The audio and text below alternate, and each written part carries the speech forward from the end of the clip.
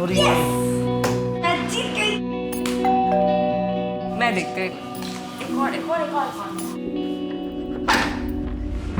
जी। आप सुनीता मात्रे हैं? हाँ जी, बोलिए।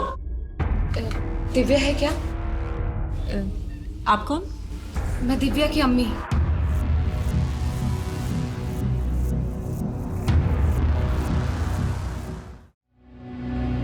कभी घर के खाली बरामदे में, कभी दीवारों पे लगी तस्वीरों में, सदियां बीत गई तेरे इंतजार में, तू खो गई है न जाने किस अंधकार में। तेरी याद मुझे रुलाती है, पर एक लौ है मेरे अंदर जो मुझे उठाती है। मैं चलती हूँ, भागती हूँ, आज भी तुझे ढूंढती हूँ।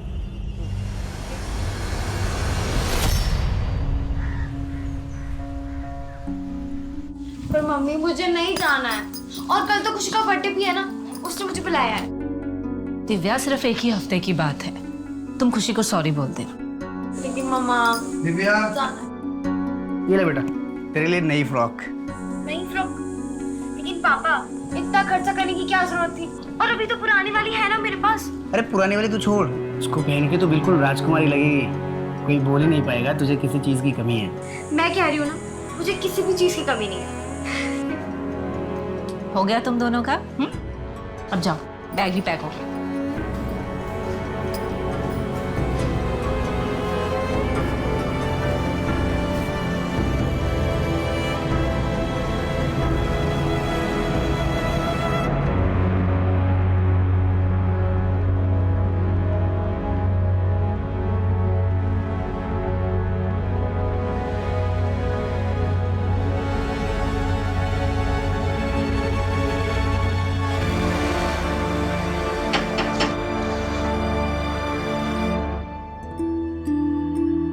आओ बेटा।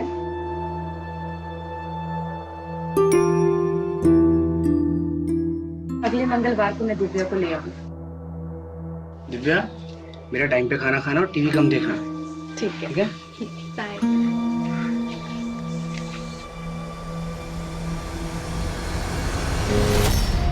अम्मी, मैं एक दिन और रुक जाऊं प्लीज।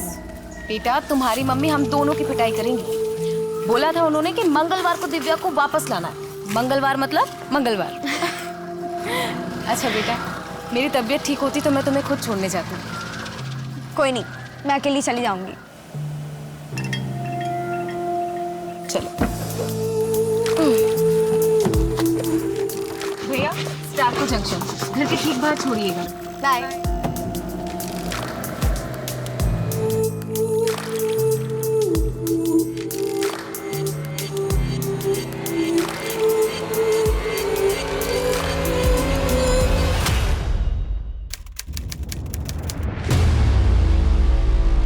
झूठ बोल रही है फरजाना। वो मेरी दिव्या को अकेला छोड़ ही नहीं सकती। उसने मेरी दिव्या को कहीं छिपा के रखा है। शांत हो जाइए, पहले मुझे सब कुछ ठीक से बताइए क्या हुआ। साहब, मैं बोलता हूँ आपको। हमारी बेटी है दिव्या, वो फरजाना के घर पे गई थी और आज वापस लौटने वाली थी, पर अभी तक पहुंची नहीं है साहब वो। क्या उम्र होगी उसकी? मेरी बेटी सिर्फ 13 साल की। ये फरजाना क्या लगती है आपकी? आप इतने सवाल क्यों पूछ रहे हैं? उस फरजाना को उठाइए और जेल में डाल दीजिए, तब बताएगी कि उसने मेरी बेटी दिव्या को कहाँ छिपा के रखा है। देखिए मैडम, हम ऐसे ही किसी को उठाकर जेल में नहीं डाल सकते, हमें अपने तरीके से काम करने दीजिए। आपकी बेटी दिव्या फरजाना के घर क्यों गई थी? सर, मेरी तबीयत ठीक नहीं थी, इसलिए मैं दिव्या को छोड़ने नहीं गई थी। ये प्रणय और सुनीता झूठ बोल रहे हैं, उन्होंने ही मेरी दिव्या को गायब किया। लेकिन क्यों? ये सवाल मुझे और मेरी टीम को हर वक्त परेशान कर रहा था। इस केस को सुलझाना उतना आसान नहीं था जितना दिख रहा था। इस केस ने हमारे सोचने समझने के तरीके को ही बदल दिया। इस केस की शुरुआत से ही हमारे जहन में एक सवाल था कि आखिर उस दिन हुआ क्या था। कौन सच की चादर ओढ़ के हमसे झूठ बोल रहा था। यह हमारे सबसे मुश्किल केसेस में से एक था। सच को साबित करना तो दूर की बात थी, सच को समझने के लिए भी हमारे पास एक भी सबूत नहीं था।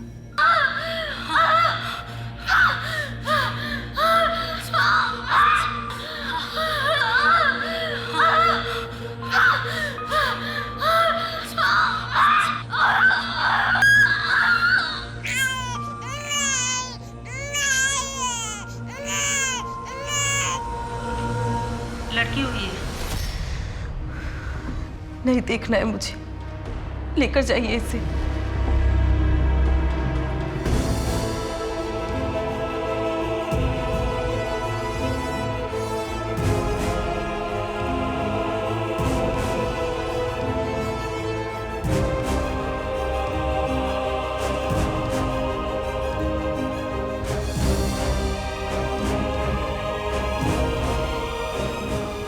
टाइम और माँ बाप का नाम?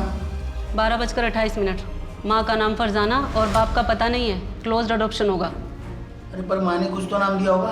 अरे शक्ल तक तो देखी नहीं। तू ऐसा कर, दिव्या लिख दे और ये पायल उसके पास रख दे, उसकी माँ का है। ये पायल तो बहुत बड़ा है। हाँ तो बड़ी होगी तो पहनेगी ना, तुझे क्या करने का है? तू उसके पेपर्स के साथ रख दे बस।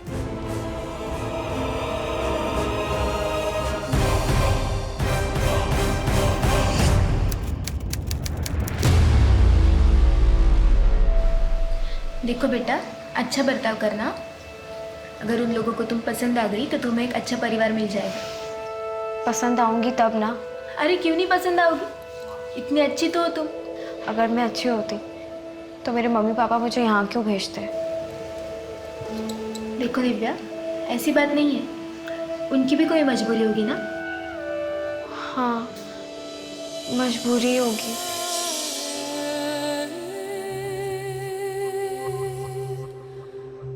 अच्छे से रहना और बीच बीच में मिलने भी आना। बाय।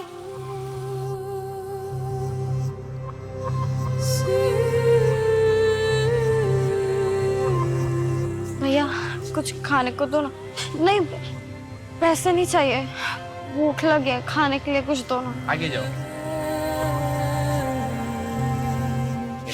दीदी कुछ दो ना खाने के लिए।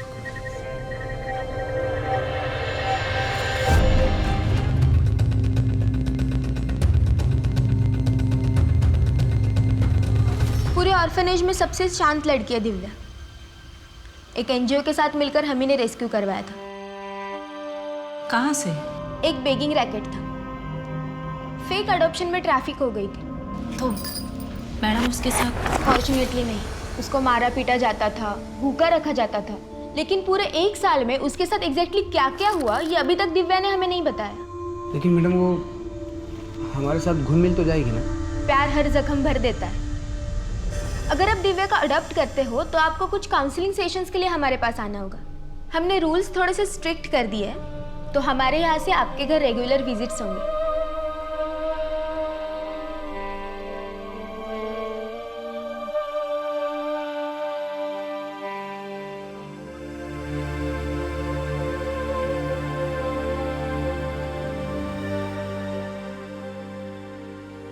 दिव्या, मैंने तुम्हारा क्या हुआ? अच्छा बैग मुझे। बेटा देखो मैं तुम्हारे लिए क्या लाया हूँ। कलर पेपर, ये स्केच पेन और ये पेंसिल बॉक्स तुम्हारे लिए। रख लो। अरे रख लो बेटा तुम्हारे। दिव्या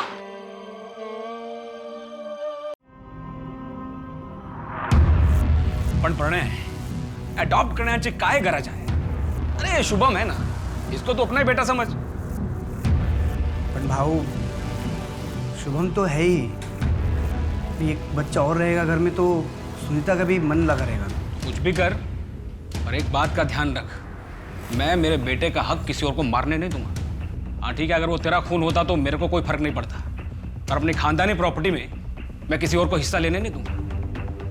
ऐसे लोग क्रिमिनल बनते हैं, और ये तो पता नहीं किसका गंदा खून है। ओ भाऊ, ऐसा बोलो नको। हाँ, मैं आपकी इज्जत करता हूँ इसलिए बताने आया था, परमिशन लेने नहीं आया था आपसे। चल सुनीता, निक तो भी। एक मिनट प्रणव, भाव क्रिमिनल गंदी परवरिश से बनता है और मैं अपने बच्चे की परवरिश आपकी तरह बिल्कुल नहीं करूंगी। चलो प्रणव। मन तो बेटे का था, पर कोई नहीं, बेटी सही।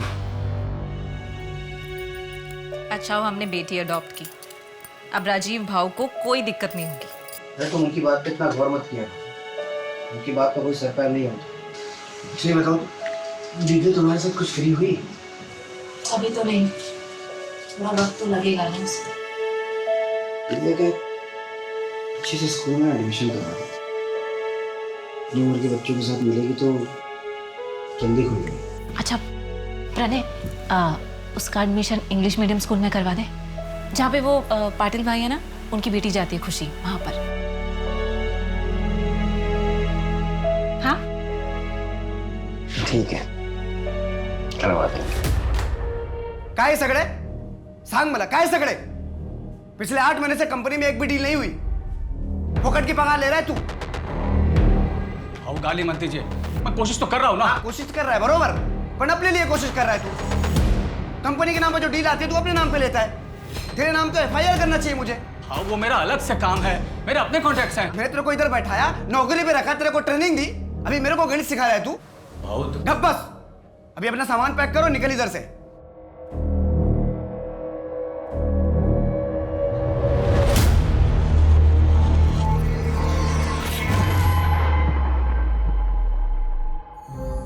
दिव्या,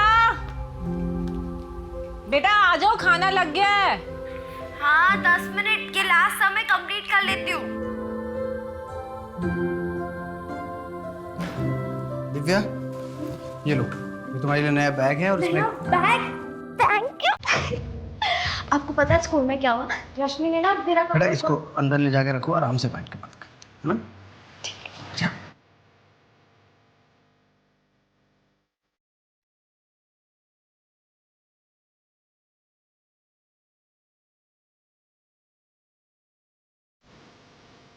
अच्छा मैं क्या सोच रही थी कि दिव्या का एडमिशन किसी सस्ते स्कूल में करवा दे।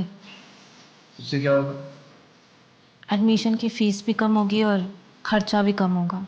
ये बात तो दिव्या को अडॉप्ट करने से पहले सोचनी चाहिए सुनीता। मुझे क्या पता था कि बाद में हालात इतने खराब हो जाएंगे। कोई जरूरत नहीं स्कूल चेंज करने का, मैं कोशिश कर रहा हूँ, कुछ ना कुछ हो जाएगा। और ये मैं देखते जी। आप सुनीता मात्रे हैं? हाँ जी बोलिए।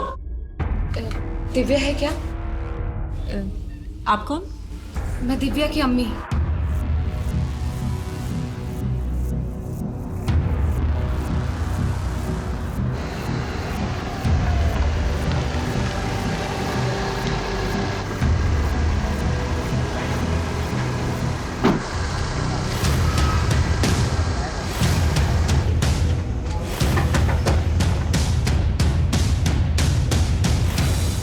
हाँ साहब, मेरे को सिर्फ इतना याद है, इस लड़की को जिधर छोड़ा था उधर कोई तो था जिसने दरवाज़ा खोला था। आदमी था या औरत? सर आदमी था या औरत ये तो पता नहीं, लेकिन मैडम ने जहाँ बोला मैंने छोड़ दिया था। अगर कैब वाले ने दिव्या को प्रणय और सुनीता के घर के बाहर ड्रॉप किया था तो फिर दिव्या घर क्यों नहीं पहुंची? कहीं ऐसा तो नहीं है कि दोनों झूठ बोल रहे हैं? सर कोई तो झूठ बोल रहा है। ये दिव्या आउट ऑफ वेडलॉक बच्ची है। 13 साल पहले फरजाना ने उसे अडॉप्शन के लिए दिया था, फिर ये अब क्यों आई है? फरजाना मेरी बात को समझो तुम, मैं अभी तुमसे शादी नहीं कर सकता हूँ, अम्मी नहीं मानेगी। सफी तुम एक बार अपनी अम्मी से मिलाओ तो मुझे, मैं उन्हें मना लूंगी। मैं उनकी इतनी सेवा करूंगी कि वो भूल जाएंगी कि मैं किस जाति की हूँ। फरजाना अम्मी को समझाना इतना आसान नहीं है। देखो मुझे थोड़ा वक्त दो, मैं अभी अपने पैरों पे खड़ा भी नहीं हुआ हूँ। मैं अम्मी से बात क्या करूंगा, कैसे समझाऊंगा उन्हें? ठीक है, लेकिन जो भी करना है जल्दी करो, मेरे पास ज्यादा वक्त नहीं। मैं अभी चलती हूँ, अब्बू घर पे इंतजार कर रही हूँ। अच्छा सुनो तुम, इतनी मुश्किल से तो आई हो तुम फरजाना, 10 मिनट से रुक जाओ।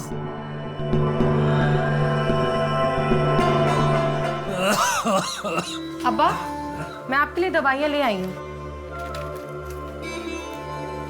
चलो। मुर्तजा फिर से आया था, वो बिना दहेज निकाह करने को तैयार है। उसकी बस एक ही शर्त है कि निकाह के बाद नकाब पहनना होगा। अब्बा वो होता कौन है शर्त रखने वाला? मुझे निकाह नहीं करना। अब दवाई पीजिए। बहुत डर लग रहा है, पुलिस आएगी तो बाल की खाल निकालेगी। कहीं घबराहट में मुंह से कुछ निकल गया तो? क्या करूं? निकल जाऊं क्या? ठीक है।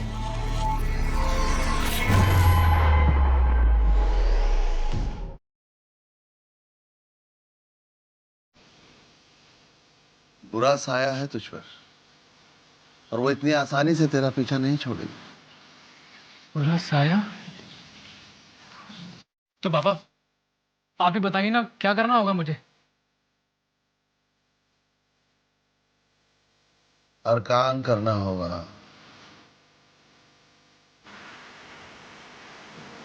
35 दिनों तक इसका सेवन कर, तेरी सारी बलाएं फना हो जाएंगी। हमारी क्या वाले से बात हुई, उसका कहना है कि उसने दिव्या को आपके घर के बाहर ही छोड़ा था। हो ही नहीं सकता। मैं तो सारा दिन घर पे थी, दिव्या का इंतजार कर रही थी। आप दोनों को किसी पर शक है? नहीं, हमें किसी पर शक नहीं है। और दिव्या को गायब करके किसी को क्या मिलेगा? सर मैं बोल रही हूँ, वो फरजाना ही है। उसने ही मेरी बेटी दिव्या को कहीं छिपा के रखा है। अगर फरजाना ने ऐसा किया भी होता तो वो खुद क्यों नहीं गायब हो गई? ताकि साहब उस पर किसी को शक ना हो। और देखिए ना, हो भी वैसा ही रहा। आपको उस पर नहीं, हम पे शक हो रहा है। साहब हम झूठ क्यों बोलेंगे? वो तो हम पता कर लेंगे कौन और क्यों झूठ बोल रहा है।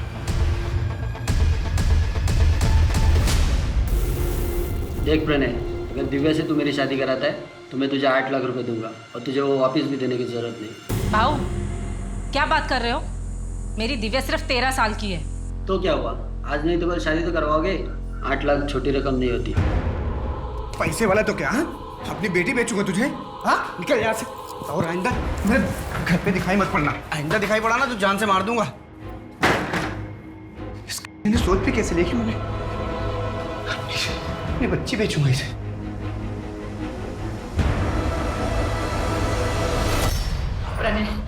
प्रणय मुझे मेरी दिव्या चाहिए। हम ऐसा करते हैं, हम फरजाना के घर जाते हैं, उससे बैठकर बात करते हैं, जो भी प्रॉब्लम है ना उसको सुलझाते हैं। लेकिन मुझे मेरी दिव्या चाहिए, दिव्या चाहिए मुझे मेरी।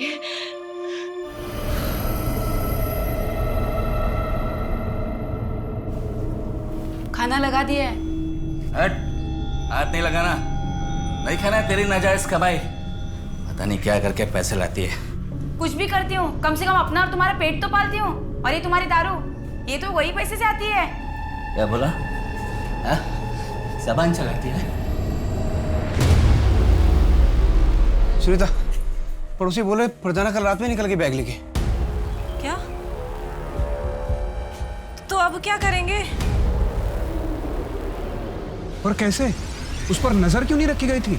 सॉरी सर, वो हमसे। नीलेश, ये बहुत बड़ा ब्लंडर है। फरजाना हमारी सस्पेक्ट थी और वो हमारे नाक के नीचे से गायब हो गई।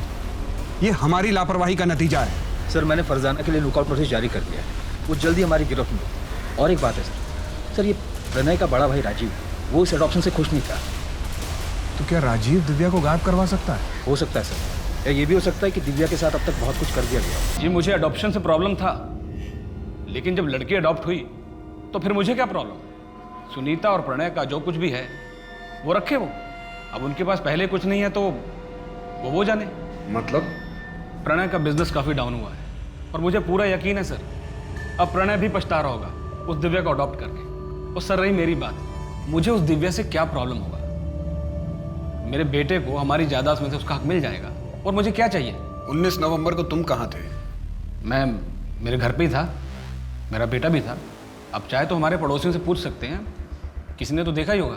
क्या तुम्हें लगता है कि प्रणय कुछ कर सकता है? सर प्रणय मेरा छोटा भाई है, मुझे नहीं लगता कि वो दिव्या के साथ ऐसा कुछ भी करेगा। लेकिन हाँ, वो जो उसकी माँ है ना, वो ज़रूर कुछ कर सकती है। तुम्हें इस बात से कोई प्रॉब्लम नहीं थी कि दिव्या की माँ दूसरे धर्म की थी? नहीं सर, मुझे क्या लेना देना। अब ये तो सुनीता और प्रणय ही जाने।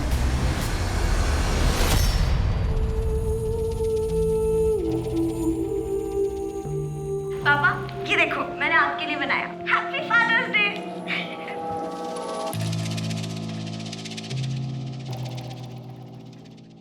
कैलाश भाऊ, पैसों की जरूरत थी, थोड़ा कैश मिल सकता है क्या?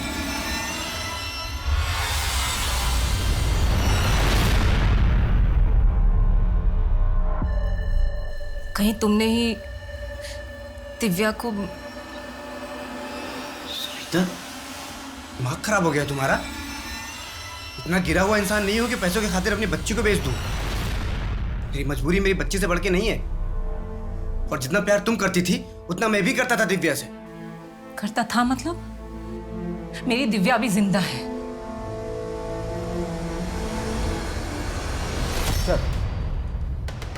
सर, प्रणय और सुनीता को दिव्या के लिए रिश्ता है। कैलाश वागले नाम का एक आदमी है, यहाँ गोवा में 3 रिजॉर्ट है उसके, और 8 लाख रुपए में बात भी तय हुई। पहले तो प्रणय ने उसे धक्का मारकर निकाल दिया, लेकिन अपने खबरी जग्गू ने पता किया ये प्रणय दोबारा कैलाश से मिला था, शायद डील कर ली। तो क्या ये चाइल्ड मैरिज का केस है? कहीं ऐसा तो नहीं कि प्रणय ने मौके का फायदा उठाया ताकि सबको ये लगे कि ये सब कुछ फरजाना ने किया है? और ये भी हो सकता है कि प्रणय और फरजाना दोनों मिले हों। ये फरजाना इंदौर से है ना? जी सर, उसका एड्रेस भी हमारे पास, मेरी लोकल पुलिस से बात भी हुई है। नहीं नीलेश, तुम खुद इंदौर जाओ और इस फरजाना की कुंडली निकालो। 1 महीना बीत गया है और हमारे पास दिव्या की कोई खबर नहीं।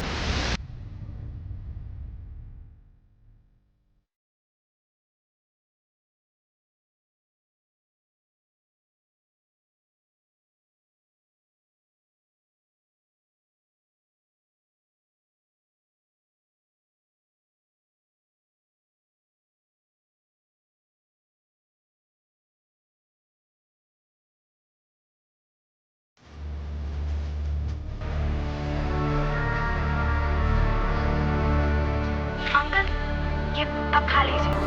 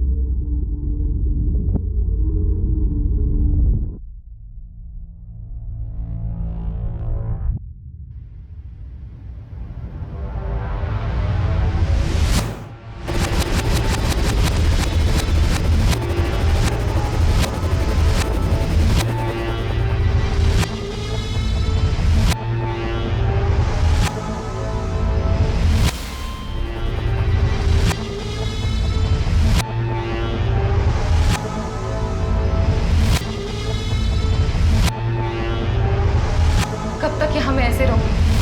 5 महीने हो चुके हैं और तुम अब तक अपने घर वालों को मना नहीं पाए। फरजाना, मैं कोशिश कर रहा हूँ। झूठ बोल रहे हो तुम सभी। सच सच बताओ, तुम मुझसे निकाह करोगे भी या नहीं? करूँगा फरजाना, पर सही वक्त आने पर। और वो सही वक्त कब आएगा? मैं 5 महीने की प्रेग्नेंट हूँ। तुम्हारे घर वालों को मेरे बारे में भनक भी है और अब तो मैं अबॉर्शन भी नहीं करवा सकती।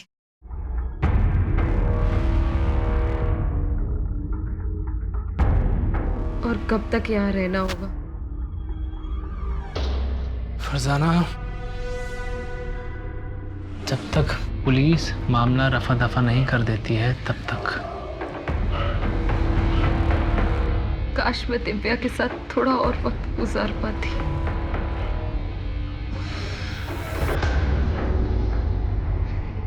सर, फरजाना ने यहाँ गोवा के मृणाल नर्सिंग होम में दिव्या को जन्म दिया और उसी दिन अडॉप्शन के लिए भी दे दिया। जब फरजाना को बच्ची चाहिए ही नहीं थी तो फिर वो वापस आई क्यों? सर, ये तो फरजाना से ही पता चला। अगर वो हमें मिली तो एक बार वापस सबसे बात करते हैं, शायद हमसे कुछ छूट रहा हो।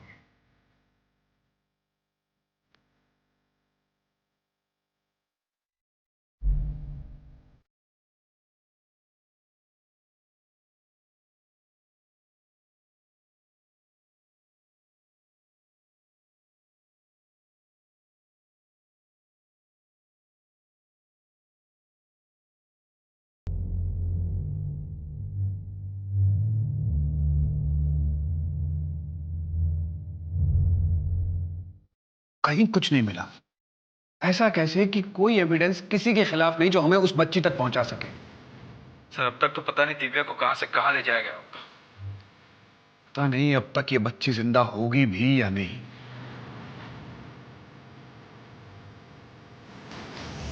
छह साल बीत गए लेकिन दिव्या का कहीं पता नहीं चला। 1 साल बाद पुलिस भी दूसरे केसेस में उलझ गई और दिव्या मिसिंग केस फाइलों के नीचे दब गया।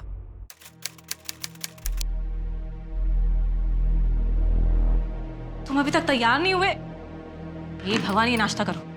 तुम्हारा रोज का नाटक है, ट्यूशन के लिए भी लेट हो जाते हो। अरे कोई बात नहीं, मैं ड्रॉप कर दूंगा। हाँ, तुम्हारे इसी लाड प्यार ने ना इसको बिगाड़ के रख दिया। दूध भी पियो। मेरा राजकुमार है ये। तू खा बेटा, आराम से खा। डैडी तुझे ड्रॉप करेंगे यार। दूध भी पियो। आज की सबसे बड़ी खबर, सुप्रीम कोर्ट का फैसला। अब बेटियां भी होंगी अपने पिता की संपत्ति में बराबर की हकदार। इंडिया की हिस्ट्री में एक लैंडमार्क जजमेंट। अब बेटियां भी होंगी अपने पिता की संपत्ति में बराबर की हकदार। मैं मेरे बेटे का हक किसी और को मारने नहीं दूंगा। हाँ ठीक है, अगर वो तेरा खून होता तो मेरे को कोई फर्क नहीं पड़ता। अच्छा, वो हमने बेटी अडॉप्ट की, अब राजीव भाव को कोई दिक्कत नहीं होगी।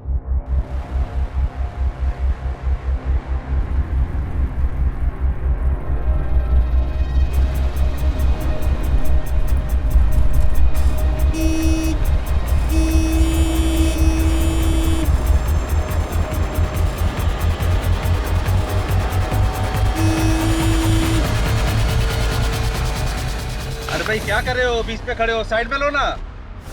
भाऊ गाड़ी बंद पड़ गई है भाऊ। अरे गाड़ी खराब हो गई है तो साइड में लो ना, बीच में कहाँ खड़े हो? भाऊ मेरी बात सुनो ना, भाऊ बात सुनो ना।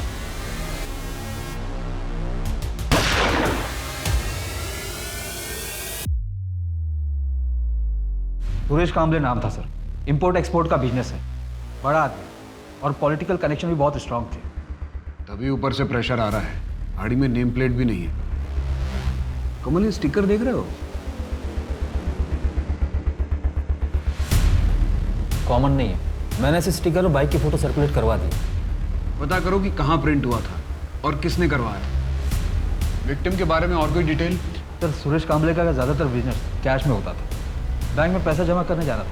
इतना बड़ा आदमी खुद कैश जमा करवाने जा रहा था? पैसों को लेकर वो किसी पर भरोसा नहीं करता था।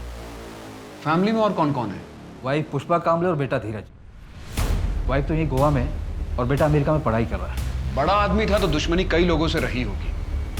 कमल, कहीं ऐसा तो नहीं कि ये रॉबरी हमें गुमराह करने के लिए हो, जबकि असली मोटिव सुरेश को रास्ते से हटाना ही हो? सर, वो एंगल भी हम खंगाल रहे हैं, लेकिन मॉडस ऑपरेंडी जगत सिंह कैसी? जगत कौन? मुंबई वाला?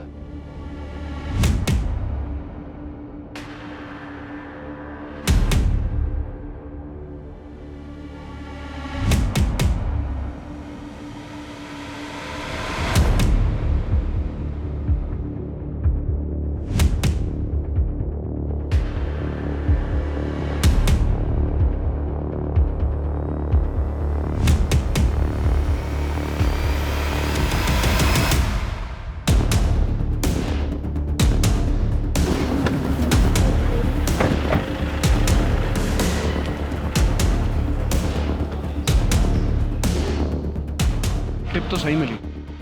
जग्गू को फोन कर। हाँ जग्गू, स्कूटर तो मिल गई है। वो दोनों कहाँ पर हैं? आप रेस्टोरेंट में आ जाओ, यहाँ दोनों चिल मार रहे हैं।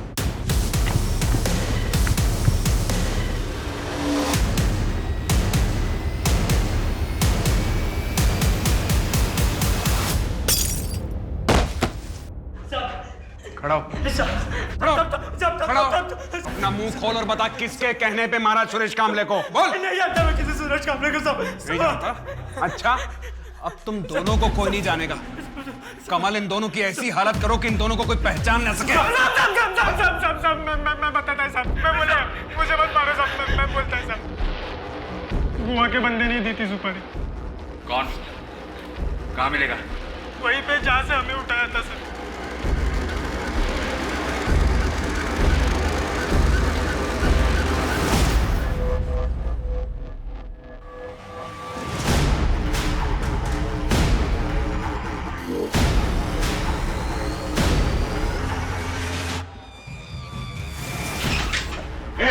खड़ा हो। क्या कर रहे हो? खड़ा हो। क्या कर रहे हो? कहाँ ले जा रहे हो? बात सुनिए। पूरे घर को चेक करो। कहाँ ले जा रहे हो? क्या कर रहे हैं आपको? कहाँ ले जा रहे हो? मेरी बात सुनिए।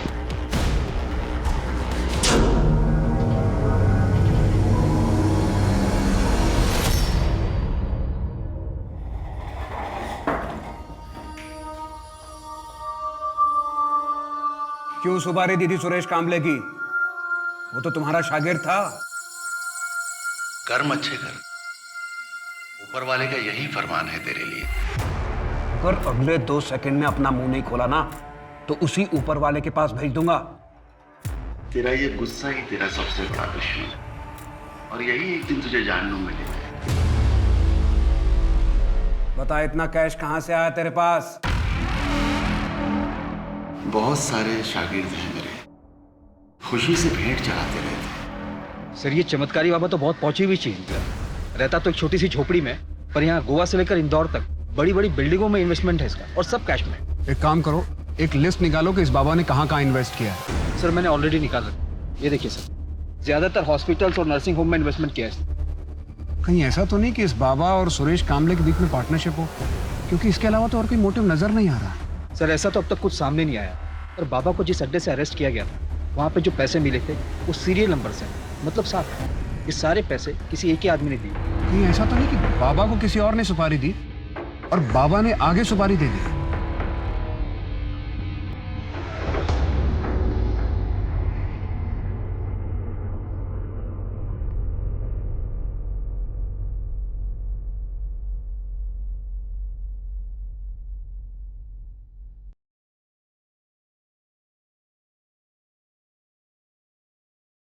टाइम और माँ बाप का नाम? 3:24। माँ का नाम पारुल शर्मा, बाप का पता नहीं।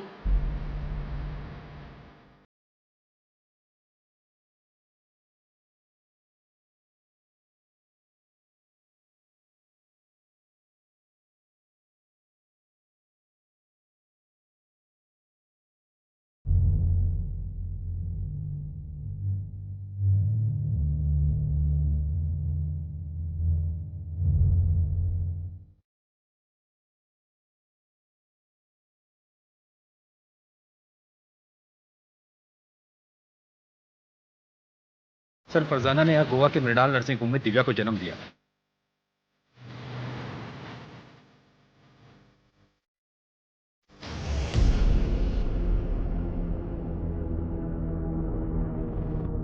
इसे जानते हो? इसे जानते हो?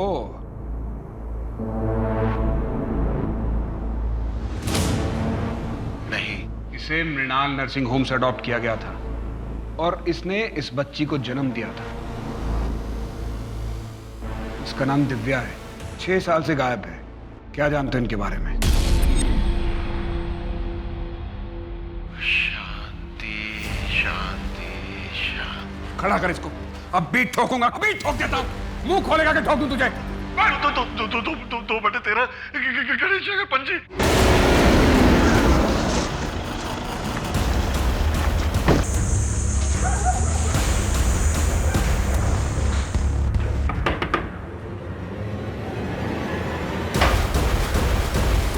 खत्म हुआ चूहे बिल्ली का खेल। बहुत साल घुमाया तुमने। फरजाना, मेरे पास एक प्लान है, सुनो, बैठो, ध्यान से सुनो। हम एक काम करते हैं कि हम ये बच्चा एक अस्पताल में दे देते हैं। क्या बोल रहे हो तुम सफी? मैं अपना बच्चा किसी को नहीं दूंगी। फरजाना मेरी बात ध्यान से तो सुनो। देखो, एक चमत्कारी बाबा की वजह से मुझे एक अस्पताल के बारे में पता पड़ा है। हम ये बच्चा वहाँ दे सकते हैं, वही बच्चा रख लेंगे, और डिलीवरी होने तक तुम भी वहाँ रह सकती हो। हम जब निकाह कर लेंगे फिर ये बच्चा वापस ले लेंगे। और ना ही मेरा सफ़ी से कभी निकाह हुआ, और ना ही मैं अपनी बच्ची को ले पाई। फिर मुझे पता चला कि सफ़ी को HIV है। मैंने अपना टेस्ट करवाया तो मैं भी पॉजिटिव आई। मौत को इतने करीब से देखने के बाद मेरे अंदर की ममता जाग गई। सोचा बच्ची कुछ जिंदगी अपनी बच्ची के साथ गुजार पाऊं, पर दिव्या आप कहाँ हैं? क्या? क्या वो जिंदा है? मैं तो सोच रही थी कि वो उन दोनों के साथ खुश है। मुझे लगा था कि उन दोनों ने दिव्या का किडनैप करवाया ताकि वो मुझे फंसा सके। इसीलिए मैं उनके रास्ते से खुद हट गई ताकि वो तीनों खुश रह सके।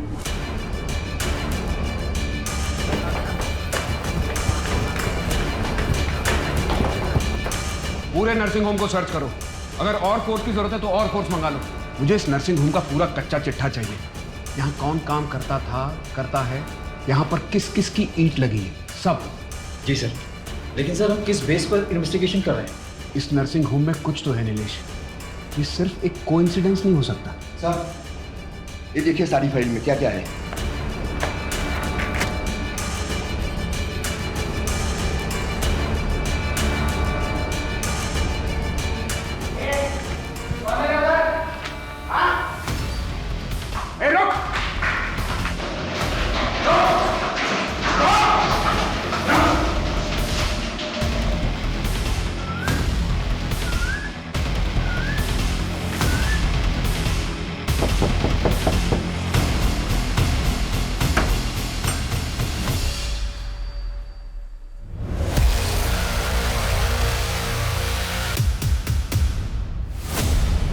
फरजाना, ये सब क्या है?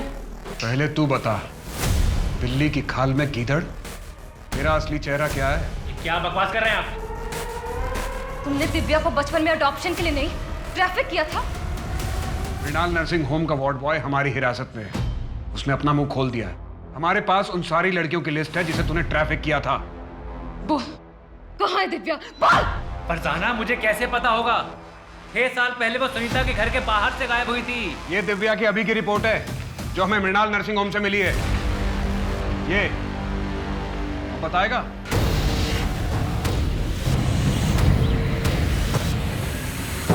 कौन हो आप?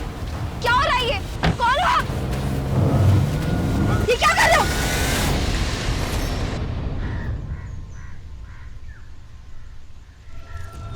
मैडम, एकदम कौला माल है। लॉटरी लग जाएगी आप लोगों की। महीने का 10,000। आप एक बार लड़की को देख तो लीजिए पहले। रोज देखते हैं। 10,000 रुपए के ऊपर 1 रुपया नहीं मिलेगा।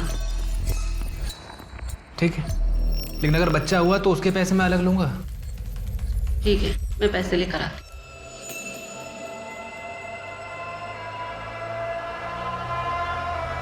इसका नाम गौरी है। जाओ। वो अनचाही बच्ची थी। मैं बस फरजाना के साथ रहना चाहता था, लेकिन फरजाना को दिव्या चाहिए थी। इसलिए मैंने एक ऐसा रास्ता निकाला जिससे मेरे पास पैसे भी आ गए और दिव्या से छुटकारा भी मिल गया। तो जैसा खुदगर्ज इंसान मैंने आज तक नहीं देखा, जिसने अपने फायदे के लिए अपनी बेटी को एक नहीं 2-2 बार दलदल में धकेला। उसे एक अच्छा घर मिल गया था ना, लेकिन तूने उससे वो भी छीन लिया। तुझ जैसे लोगों को तो बाप कहलाने का हक ही नहीं है। सर, दिव्या मेरा खून जरूर थी, लेकिन मैं उसका बाप नहीं था। फरजाना, बोल, कहाँ है मेरी दिव्या? वरना चीर दूंगी तुझे। चाकू नीचे करो। मैं इसे नहीं छोड़ूंगी। बोल, दिव्या कहाँ है? बोल। फरजाना, सिर्फ यही है जो हमें दिव्या तक पहुंचा सकता है। अगर इसे कुछ हो गया तो शायद हम दिव्या तक कभी ना पहुंच सके। चाकू दे दो, छोड़ो इसको। सर, मैं आपको लेके चलता हूँ जहाँ पर बच्ची को रखते हैं। लेके चलता हूँ। सर, यहीं पर है। कहाँ पे? दिव्या, दिव्या,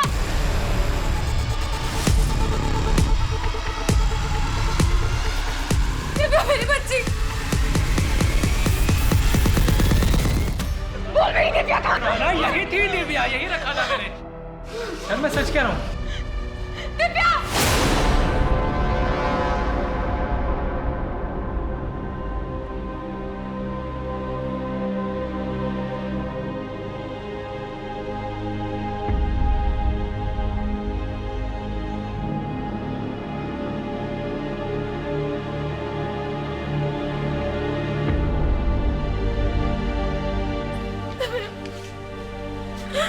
मेरी बच्ची।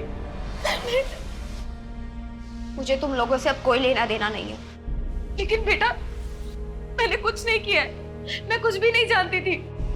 पैदा होते ही मुझे फेंक दिया, और जब मेरी जिंदगी में एक उम्मीद की किरण आई तो तुम अंधेरा बनकर आ गए। अगर तुम मेरी जिंदगी में ना आती तो मेरे साथ ये सब कुछ नहीं होता। बेटा, मैं इसमें शामिल नहीं थी।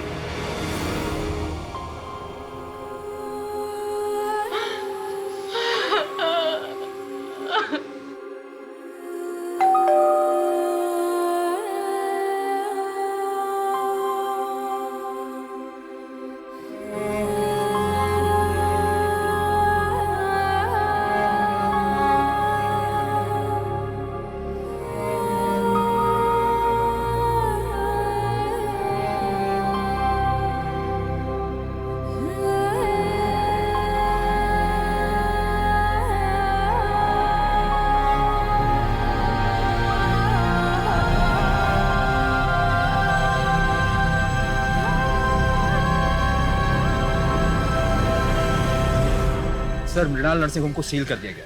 पिछले 25 साल से गोरख धंधा वहाँ चल रहा था। कुछ औरतें अपनी मर्जी से आती थी, फरजाना जैसे, उन्हें स्मूथ कॉलम में रखा जाता था, और कुछ खरीदी जाती थी दिव्या के जैसे, उन्हें डिफिकल्ट कॉलम में रखा जाता था, फिर उन्हें प्रेग्नेंट करके उनके बच्चों को बेच दिया जाता था। बाबा ने अपना मुंह खोला कि सुरेश कामले की सुपारी किसने दी थी। आपने जब से उसका सत्य से परिचय करवाया और ऊपर जाने का मार्ग खोला, तब से वो तोते की तरह बोल रहा है।